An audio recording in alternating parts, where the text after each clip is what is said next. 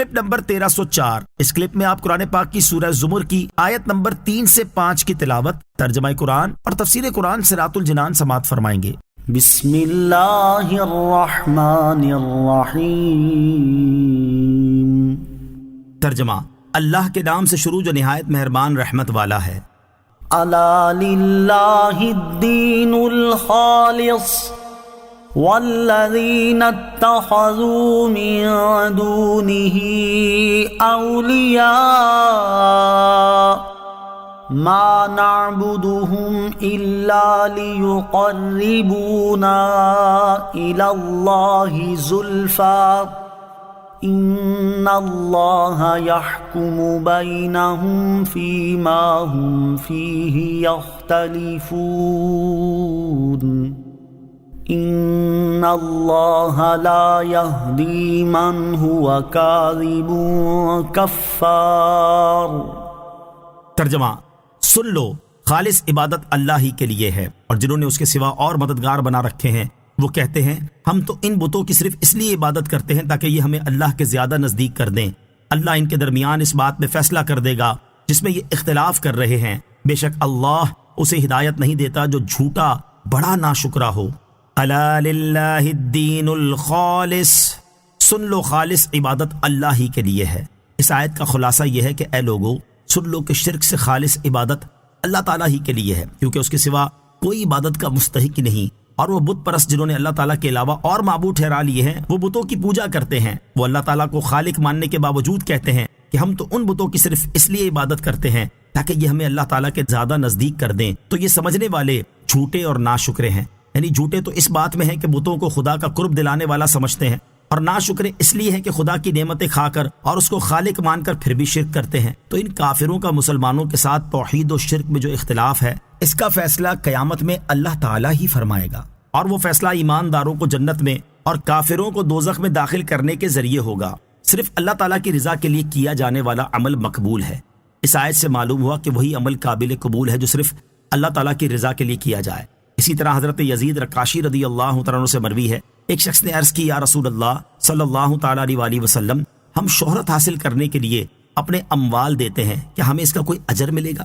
نبی کریم علیہ الصلوۃ والسلام نے ارشاد فرمایا، اللہ تعالیٰ اسی عمل کو قبول فرماتا ہے جو خالص اس کے لیے کیا جائے۔ پھر آپ علیہ الصلوۃ والسلام نے یہ آیت تلاوت فرمائی، الا للہ الدین الخالص۔ اللہ تعالیٰ کے مقبول بندوں کو وسیلہ سمجھنا شرک نہیں۔ یاد رہے کہ کسی کو اللہ تعالیٰ سے قرب حاصل ہونے کا وسیلہ سمجھنا شرک نہیں، کیونکہ اللہ تعالیٰ کی بارگاہ تک پہنچنے کے لیے وسیلہ تلاش کرنے کا قرآن پاک میں حکم دیا گیا ہے، جیسا کہ ارشاد باری تعالیٰ ہے، یا ایھا الذین آمنوا اتقوا اللہ وابتغوا الیہ الوسیلہ، اے ایمان والو اللہ سے ڈرو اور اس کی طرف وسیلہ ڈھونڈو۔ البتہ جسے وسیلہ سمجھا جائے اسے معبود جاننا اور اس کی پوجا کرنا ضرور شرک ہے۔ یہ فرق سامنے رکھتے ہوئے اگر انبیاء کرام علیہ الصلوۃ والسلام اور اولیاء اعظام رحمۃ اللہ تعالی علیہم کو اللہ تعالیٰ سے قرب حاصل ہونے کا وسیلہ سمجھنے سے متعلق اہل حق کا عقیدہ اور نظریہ دیکھا جائے تو واضح ہو جائے گا کہ ان کا یہ عقیدہ شرک ہرگز نہیں، کیونکہ وہ انبیاء کرام علیہ الصلوۃ والسلام اور اولیاء اعظام رحمۃ اللہ تعالی علیہم کو معبود نہیں مانتے اور نہ ہی ان کی عبادت کرتے ہیں، بلکہ معبود صرف اللہ تعالیٰ کو مانتے ہیں اور صرف اسی کی عبادت کرتے ہیں، جبکہ انہیں صرف اللہ تعالیٰ کا مقبول بندہ مان کر اس کی بارگاہ تک پہنچنے کا ذریعہ اور وسیلہ سمجھتے ہیں۔ آیت میں مشرکوں کی بتوں کو وسیلہ ماننے کی تردید دو وجہ سے ہے۔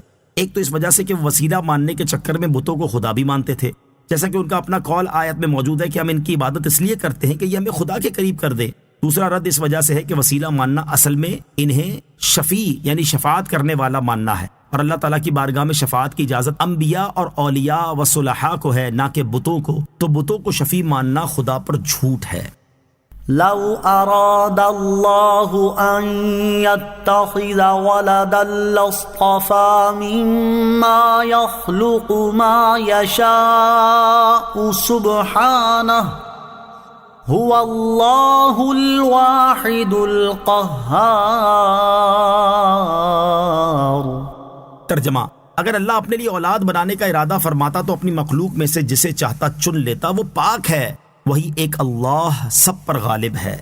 لو اراد اللہ ان يتخذ ولدا، اگر اللہ اپنے لیے اولاد بنانے کا ارادہ فرماتا۔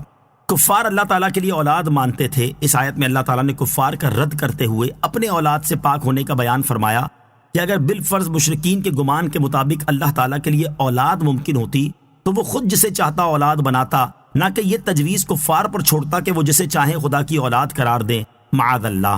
لیکن اللہ تعالیٰ کی شان یہ ہے کہ وہ اولاد سے اور ہر اس چیز سے پاک ہے جو اس کی شان اقدس کے لائق نہیں، کیونکہ وہی ایک اللہ سب پر غالب ہے، نہ اس کا کوئی شریک ہے اور نہ اس کی کوئی اولاد ہے۔ خلق السماوات والأرض بالحق يكور الليل على النهار ويكور النهار على الليل وسخر الشمس والقمر كل يجري لأجل مسمى ألا هو العزيز الغفار۔ ترجمہ، اس نے آسمان اور زمین حق کے ساتھ بنائے، وہ رات کو دن پر لپیٹتا ہے اور دن کو رات پر لپیٹتا ہے، اور اس نے سورج اور چاند کو کام میں لگایا، ہر ایک مقررہ مدت تک چلتا رہے گا، سن لو وہی عزت والا بخشنے والا ہے۔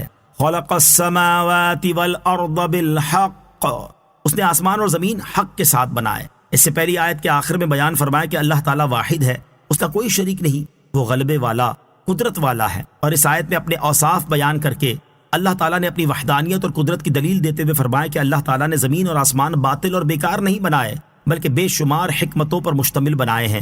وہ کبھی رات کی تاریکی سے دن کے ایک حصے کو چھپاتا ہے اور کبھی دن کی روشنی سے رات کے حصے کو۔ مراد یہ ہے کہ کبھی دن کا وقت کم کر کے رات کو بڑھاتا ہے اور کبھی رات کا وقت کم کر کے دن کو زیادہ کرتا ہے۔ یوں رات اور دن میں سے کم ہونے والا کم ہوتے ہوتے کئی گھنٹے کم ہو جاتا ہے، اور بڑھنے والا بڑھتے بڑھتے کئی گھنٹے بڑھ جاتا ہے۔ اور اللہ تعالیٰ نے سورج اور چاند کو کام میں لگایا، ان میں سے ہر ایک قیامت تک اپنے مقرر نظام پر چلتا رہے گا۔ جب اللہ تعالیٰ کے اوصاف یہ ہیں تو اس کا کوئی شریک کس طرح ہو سکتا ہے؟ سن لو، بے شک اللہ تعالیٰ اس شخص کو سزا دینے پر قادر ہے تو سورج اور چاند کی تسخیر سے نصیحت حاصل نہ کرے، اور اس نے بخشنے والا ہے جو ان میں غور و فکر کر کے نصیحت حاصل کرے اور ان کے نظام کو چلانے والے رب تعالیٰ پر ایمان